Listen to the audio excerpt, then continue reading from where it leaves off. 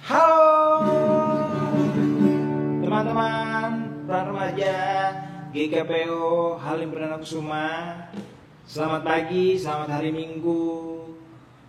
Terus memberkati. Apa kabar semuanya? Sehat-sehat ya? Ya, sebelumnya kakak memperkenalkan diri. Nama kakak adalah Kagama dari Komplek Ambarapura yang bertugas di minggu pagi ini. Teman-teman, tetap semangat ya, walaupun memang sudah agak bosen ya di rumah ya, nggak bisa kemana-mana dan nggak boleh keluar ya. Gak apa-apa, tapi kalian harus tetap semangat, kalian harus tetap bisa mendengarkan firman Tuhan. Jadi kita sini guru-guru sekolah minggu tetap melewati ibadah streaming. Jadi kalian tetap sabar menunggu kabar baik. Semoga wabah ini cepat berlalu. Seperti itu. Nah, teman-teman, sebelum kita masuk dalam pembacaan firman di minggu pagi hari ini, kakak mau ajak kalian untuk bernyanyi dulu. Yuk kita menyanyikan lagu ini. Tahu gak? Jangan lelah. Nah, oke. Seperti itu ya. Mohon kakak dibantu suaranya yang keras, biar kita bernyanyi bersama-sama. Oke? Gak apa-apa bersih-bersih hari Minggu. Oke?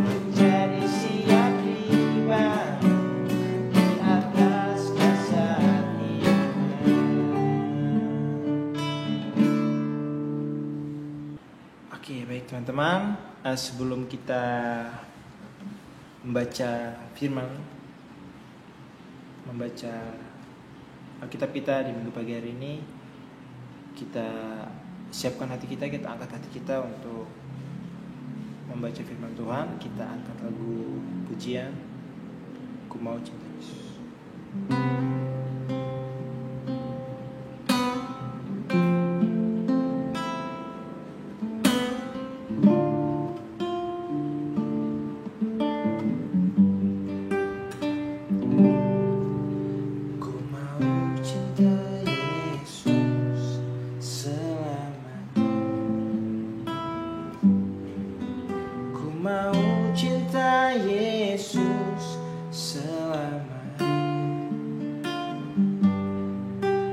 Meskipun badai silih berganti dalam hidupku, ku tetap cinta Yesus selamanya.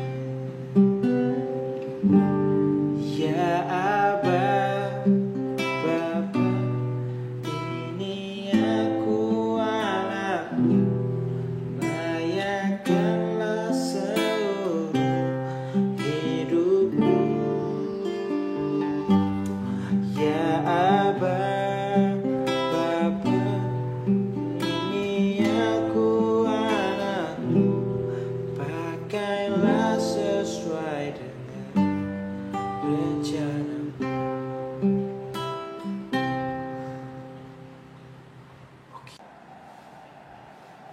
Ya teman-teman, sebelum kita masuk renungan kita pada minggu pagi hari ini, mari kita bersatu dalam doa.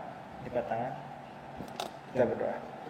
Tuhan Yesus yang baik, terima kasih Bapa, di pagi hari ini Tuhan Kau berikan kami kesehatan, Kau berikan kami berkat yang sangat luar biasa Tuhan, di tengah-tengah wabah yang sedang melanda Indonesia ini Tuhan, bahkan dunia Tuhan. Terima kasih Bapa, Kau percayakan kami Tuhan masih bisa bersekutu satu sama lain, walaupun kami melewati media atau melewati streaming, tapi kami bisa selalu mendengarkan dan berbagi kasih dan firman Tuhan. Terima kasih Bapa, di pagi hari ini kami ingin mendengarkan firman. Sekarang kami siap mendengarkan firman. Hanya dalam nama Tuhan kami sudah berdoa dan mengucap syukur. Amin. Kita buka di Yohanes 20 ayat 24 sampai 29. Oke. Semuanya sudah ketemu? Nah, nanti di layar kalian ini sudah ada ya teksnya. Kita coba baca berganti-gantian. Di situ judulnya ya, Yesus menampakkan diri kepada Thomas. Nah, kita baca secara bergantian ya. Kakak baca ayat yang 24, kalian baca ayat yang 25 sampai seterusnya sampai ayat di 29. Oke? Kakak mulai sekarang ya. Tetapi Thomas, seorang dari ke-12 murid itu yang disebut Didimus, tidak ada bersama-sama mereka ketika Yesus datang ke situ.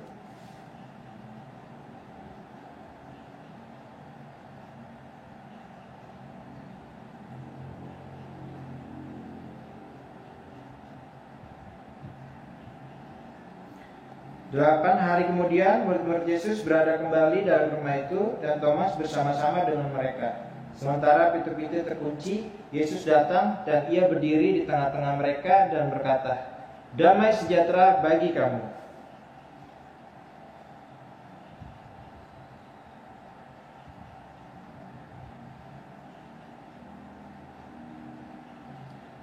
Thomas menjawab dia, "Ya Tuhanku dan Allahku."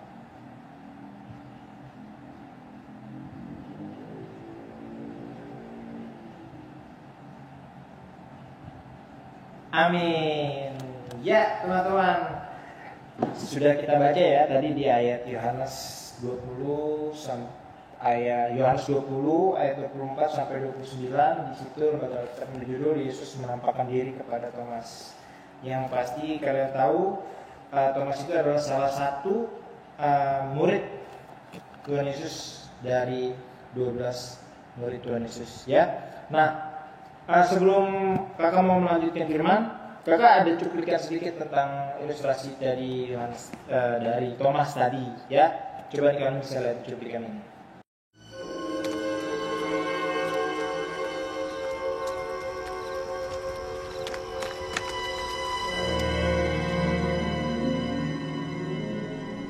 Salah seorang dari ke-12 murid, Thomas yang disebut si kembar, tidak ada ketika Yesus datang.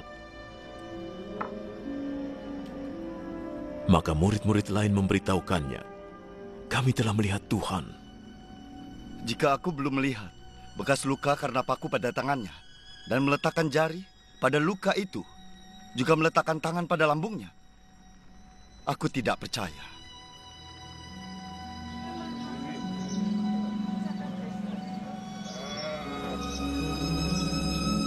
Seminggu kemudian murid-murid Yesus berkumpul lagi di tempat yang sama. Dan Thomas ada juga bersama mereka. Pintunya terkunci, tapi Yesus datang dan berdiri di situ.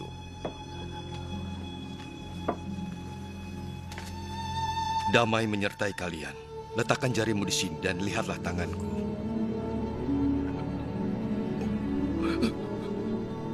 Ulurkan tanganmu dan letakkan di lambungku.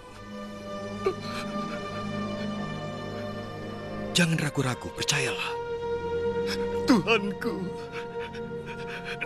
dan Allahku.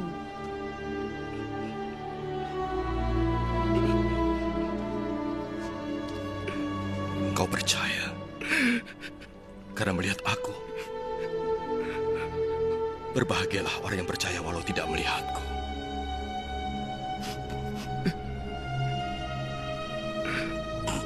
Masih banyak lagi keajaiban lain yang dilakukan Yesus di hadapan murid-muridnya yang tidak ditulis dalam kitab ini. Tetapi semua ini ditulis supaya kalian percaya bahwa Yesus adalah Mesias, Anak Allah. Dan karena percaya kepadanya, kalian memperoleh hidup.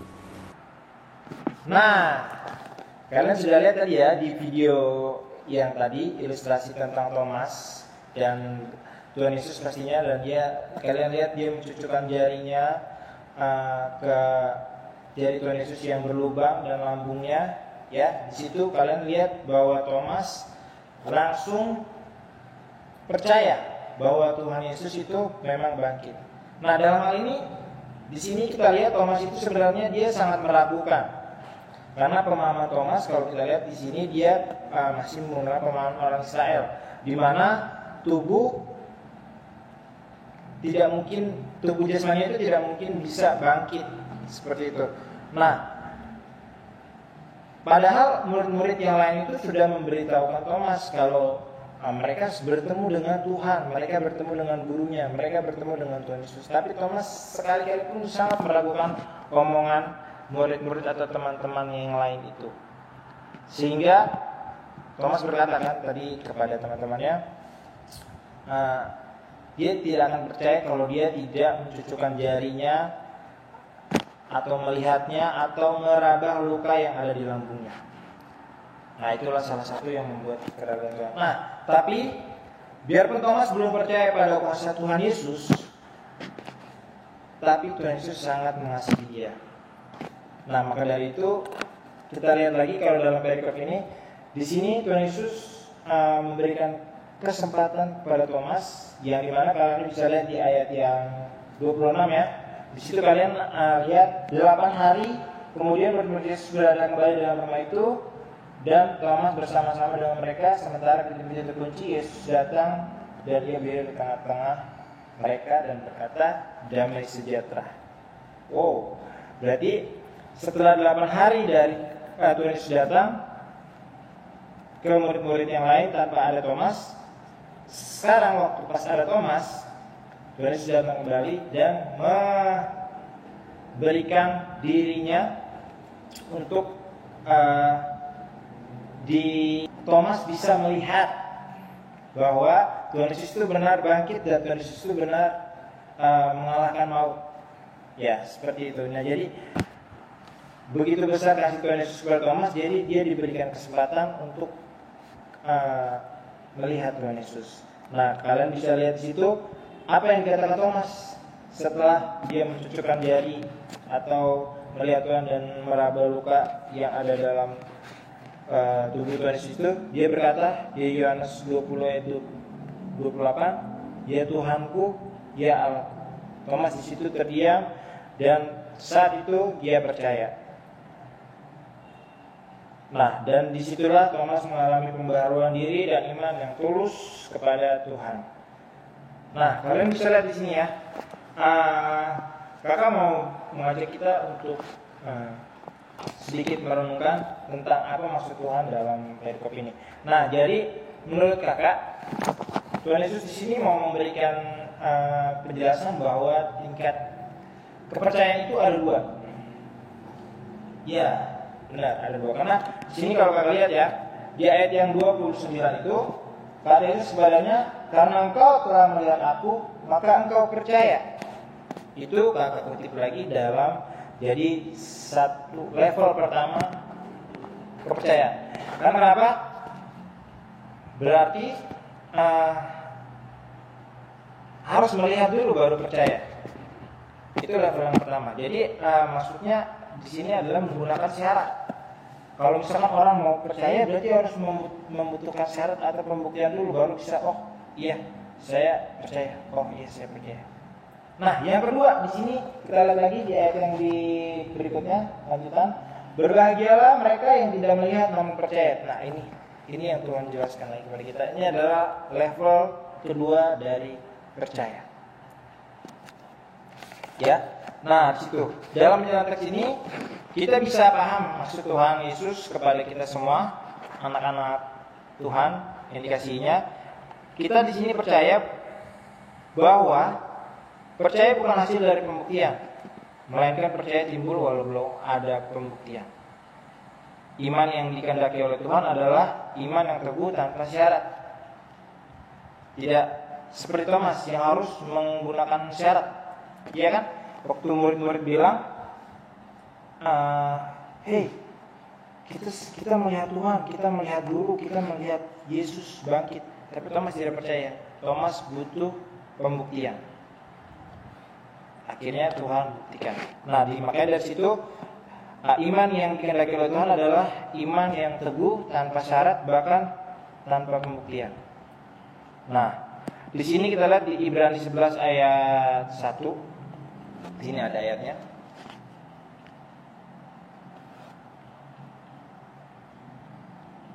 Nah, dari ayat di situ, kalau itu referensi aja ya, itu di situ memperlihatkan adalah menurut kakak sini kakak sedikit kutip, memperlihatkan satu-satunya jenis iman yang dapat diterima oleh Allah, yaitu iman yang menang dalam situasi paling buruk sekalipun. Maksudnya kalian pasti sudah bisa tahu. Jadi apapun yang Tuhan mau adalah, intinya adalah kita jangan takut. Intinya kita diminta percaya kepada Tuhan, karena Tuhan tidak menjerumuskan kita ke lubang yang salah atau ke kehidupan yang salah. Tapi Tuhan mau kita mendengarkan saja tanpa melihat Dia, kita sudah menyenangkan hati Dia. Nah, jadi ini adalah level iman yang menyenangkan Tuhan loh, teman-teman.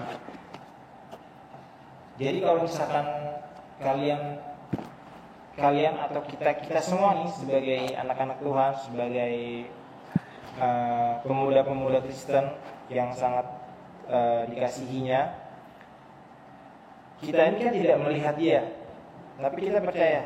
Nah, bagaimana senangnya hati Tuhan jika Dia melihat kita seperti itu. Seperti layaknya yang dikatakan, berbahagialah mereka yang tidak melihat namun percaya. Nah, karena pada dasarnya semua yang dikatakan oleh Alkitab kita belum pernah lihat. Betul kan, teman-teman? Kamu tanya, memang ada yang udah pernah melihat kejadian-kejadian yang ada di Alkitab? Oh, udah Kak, aku melihatnya di buku gambar. Oh, udah Kak, aku lihatnya di film. Itu kan di film. Tapi ada yang pernah lihat langsung? Nah, di situ kita lihat ya. Nah, kita lihat di sini, apakah kalian pernah melihat Allah? Belum. Apakah waktu menciptakan bumi dan langit segala cakrawala sampai hari ke-7 menciptakan Adam dan Hawa kalian udah lihat? Belum. Nah, terus apakah kalian melihat Taman Eden? Belum. Apakah kalian juga mengikuti atau melihat Yesus waktu mengajar, waktu dibawa ke Mahkamah Agung sampai disalib, mati dan bangkit dan hidup lagi melawan maut? Apa kalian melihat? Tidak. Itu kejadian di Alkitab semua, kalian tidak melihat. Tapi kalian diminta untuk percaya kepada firman Tuhan yang Tuhan sudah turunkan kepada kita. Kakak mau kasih contoh untuk misalkan nabi-nabi atau rasul-rasul Tuhan yang sudah melakukan tindakan ini. Contohnya di sini ada Nabi Nuh ya. Kakak ambil contoh pertama Nabi Nuh. Belum melihat, ya kan? Ada yang tahu cerita Nabi Nuh? Nah benar, Nabi Nuh ini yang menciptakan, bukan menciptakan, maksudnya yang membuat bahtera yang bentuknya seperti kapal gitu, ya kan? Yang dia percaya walaupun dia mendengar suara Tuhan. Dia mendengar suara Tuhan kalau dia harus membuat bahtera dan dia karena kota itu akan dimusnahkan dengan air bah. Sedikit agak gila, tapi dia membuatnya dan sampai dia diolok-olok oleh sesamanya, oleh umat yang ada di situ. Nah, terus yang kita contoh ambil yang kedua lagi, di sini ada Abraham dan Sarah. Kepercayaan yang dipegang oleh Abraham itu dia adalah orang yang sangat taat. Contohnya seperti dia menanti keturunan. Dia menanti keturunan yang kalian tahu sudah sangat lama dia menunggu keturunan, lahirlah Ishak dari Sarah, ya kan? Nah, di situ juga kalian bisa lihat para rasul Tuhan atau murid-murid Tuhan Yesus. Ya, di situ kalian bisa lihat mereka yang belum tahu adanya surga atau mereka belum pernah melihat langsung, tapi mereka percaya. Mereka melakukan penginjilan sampai ke seluruh dunia. Inilah yang dimaksud percaya kepada Tuhan. Jadi Tuhan tegaskan lagi, Tuhan Yesus sangat mengasihi kita pastinya, dan dia juga sangat ingin kita lebih mendapatkan semangat lagi. Nah, di sini juga kita lihat lagi ya. Di sini ada Paulus mengatakan bahwa ikut Yesus. Oke, nah Paulus juga mengatakan bahwa ikut Yesus secara dewasa dan setia. Kita hidup bukan karena melihat namun percaya. Nah, di situ ada kutipan ayatnya ya. Di situ ada kita hidup bukan karena melihat namun percaya. Itu ada di 2 Korintus 5 ayat 7 ya. Nah, oke teman-teman.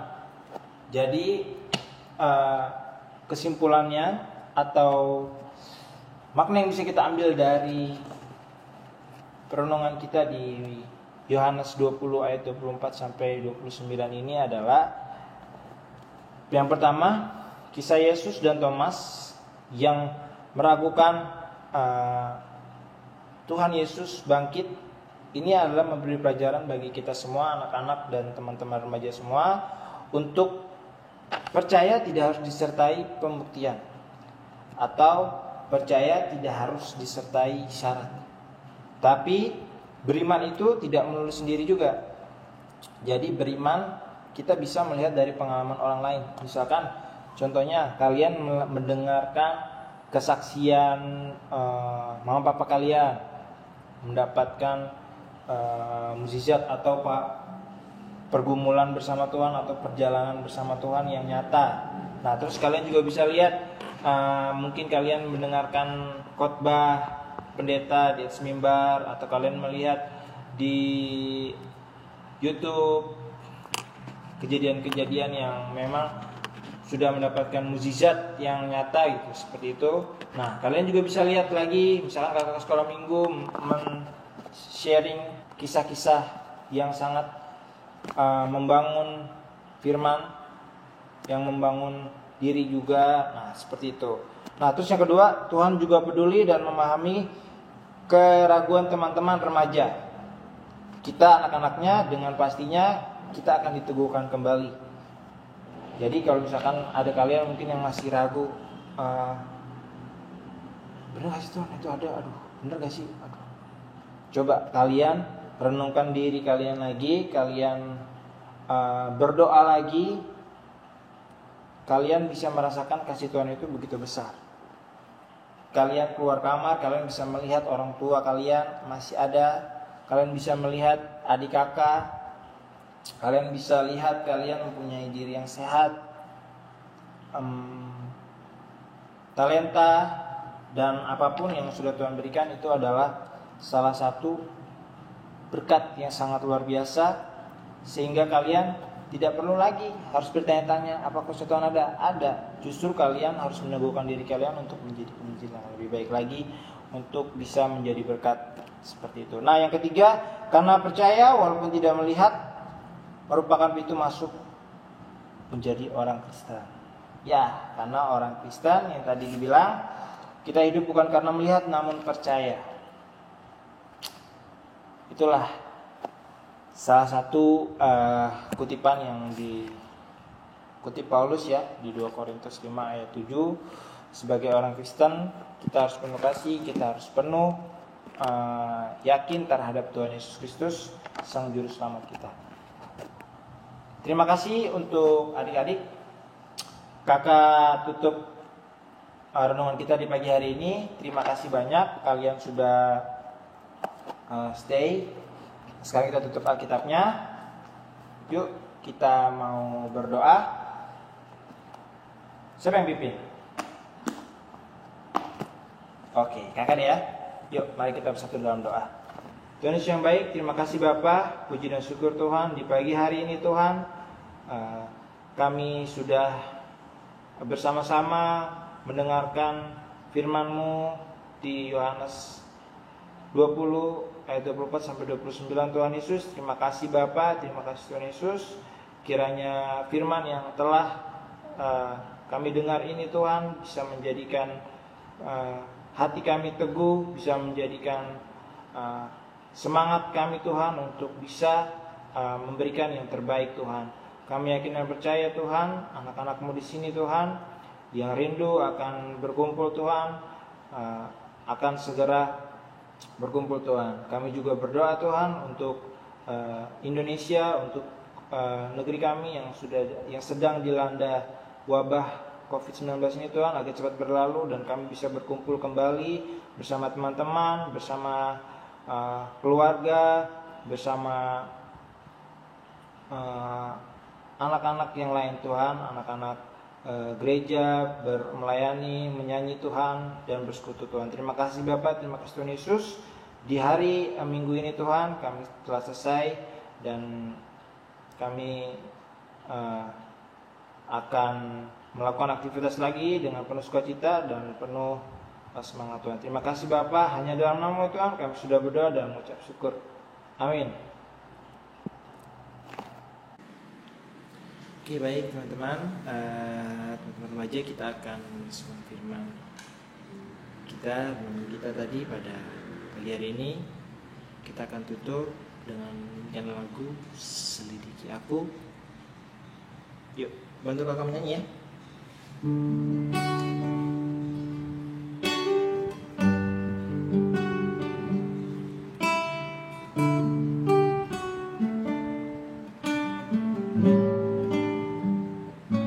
Selidiki aku,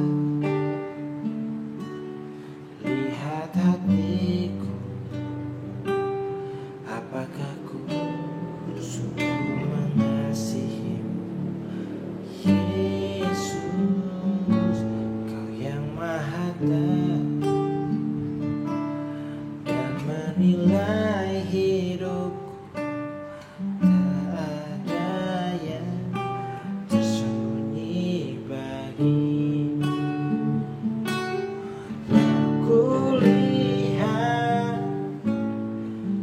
kebaikan-Mu yang tak pernah habis di hidupku. Ku berjuang sampai akhirnya Kau dapati aku tetap setia.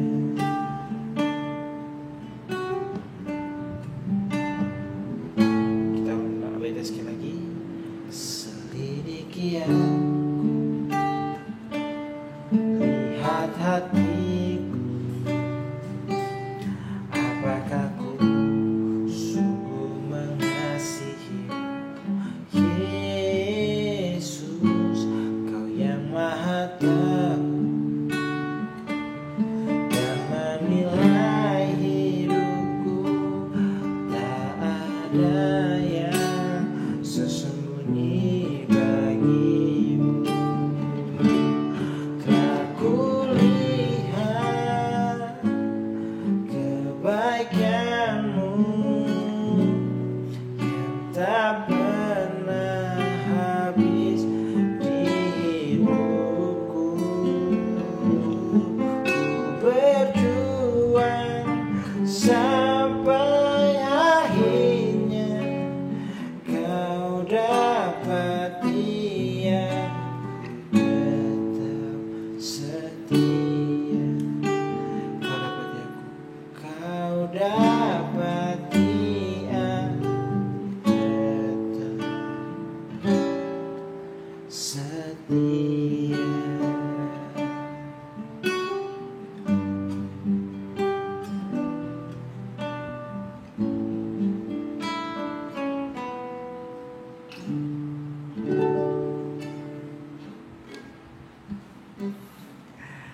Nah teman-teman, jangan lupa ya untuk mengerjakan aktivitasnya nanti ada di sini nih di sini.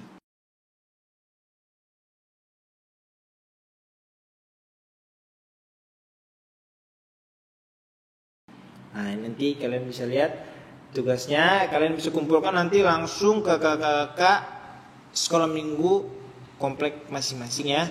Terima kasih untuk kalian, selamat beraktivitas kembali, sehat-sehat selalu, jaga kesehatan dan selalu waspada. Terima kasih, Tuhan Yesus memberkati. Selamat hari Minggu.